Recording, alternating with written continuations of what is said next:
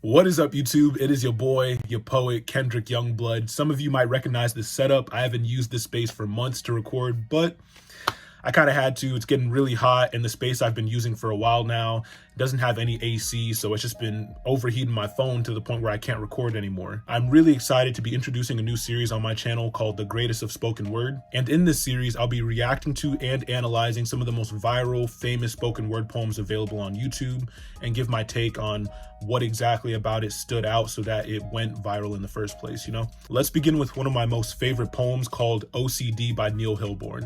I hope you enjoy. All right, let's see what you got, man. The first time I saw her, everything in my head went quiet. All the tics, all the constantly refreshing images just disappeared.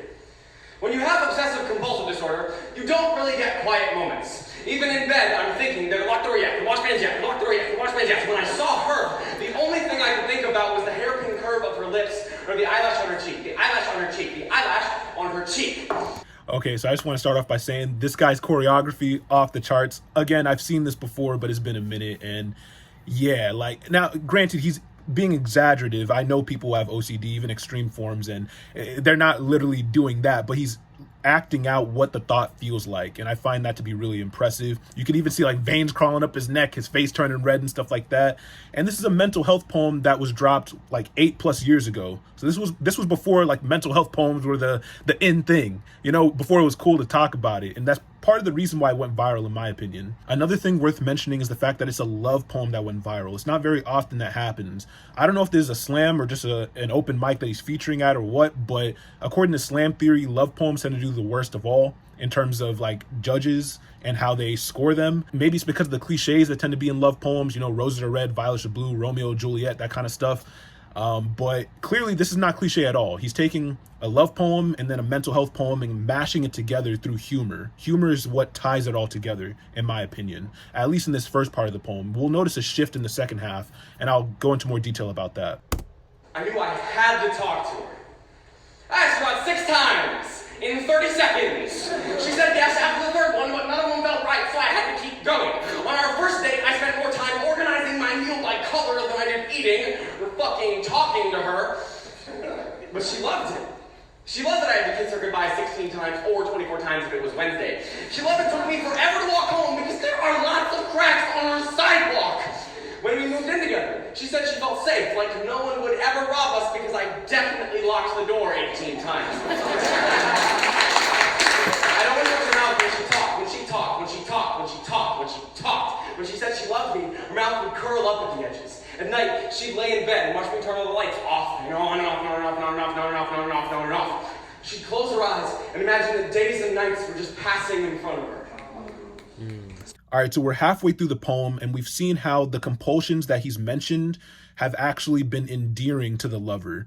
But we're going to see how those very same compulsions lead to the downfall of the relationship. So it's very cyclical in nature, the way he constructed the poem, right? He mentions these compulsions in a very humorous way and how they ironically were what led to the bonding with his lover.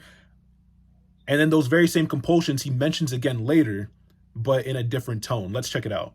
When she talked, when she talked, when she talked, when she talked. When she said she loved me, her mouth would curl up at the edges. At night, she'd lay in bed and watch me turn all the lights off and on and off and on and off and on and off and on and off and on and off and on and off. She'd close her eyes and imagine that days and nights were just passing in front of her. Some mornings, I'd start kissing her goodbye, but she'd just leave because I was making her late for work. When I stopped at a crack in the sidewalk, she just kept walking. When she said she loved me, her mouth was a straight line. She told me I was taking up too much of her time. Last week, she started sleeping at her mother's place. She told me that she shouldn't have let me get so attached to her, that this whole thing was a mistake. But how can it be a mistake that I don't have to wash my hands after I touch her? Love, it's not a mistake. It's killing me. She can run away from this, and I just can't. I can't go out and find someone new because I always think of her. Usually, when I obsess over things, I see germs sneaking into my skin. I see myself crushed by an endless succession of cards, and she was the first beautiful thing I ever got stuck on. Okay, another thing I just love. This man is like living in the poem. He's just emoting. I mentioned before, you know, the veins crawling up his neck, his face turning red. Like, this man is in it, right? I feel like a lot of times poets are afraid to really like live in the poem, maybe because what they're discussing might be a bit traumatic for them or something like that. I completely get that. You know what I'm saying? But there's techniques that a poet can utilize to be able to live in the poem temporarily, and when they finish the poem, they exit from that mental space. You know what I mean? He's doing it in spades, y'all. Like, this man, gifted. You feel me? Okay, let's keep going. Of cards, and she was the first beautiful thing I ever got stuck on. I want to wake up every morning thinking about the way she holds her steering wheel, how she turns shower knobs like she's opening a safe, how she blows out candles, blows out candles, blows out candles, blows out candles, blows out candles, blows out candles, blows out.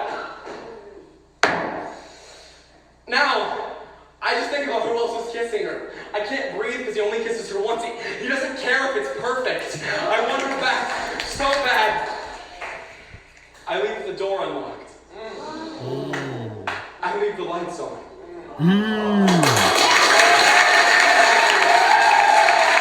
Goosebumps. Do y'all feel the significance of that ending? Think about it. Hold up. This man said he can't help but, flip the switch, the light switch on and off, and then ultimately turn it off, right? He can't help but continuously lock the door. But his love for her is so great, he's willing to overcome that compulsion in the hopes that she'll come back. You see what I'm saying? You see what I mean when I said this poem is very cyclical in nature? He once mentioned all the compulsions in a humorous way. He then mentioned all the compulsions in a regretful way because of the impact it had on the relationship, the negative impact, obviously, and then ultimately concludes the poem by discussing how, in spite of those compulsions, to some degree, he's willing to overcome them in the hopes that she'll return to him. You know what I mean? Very well-crafted poem, incredible in my opinion.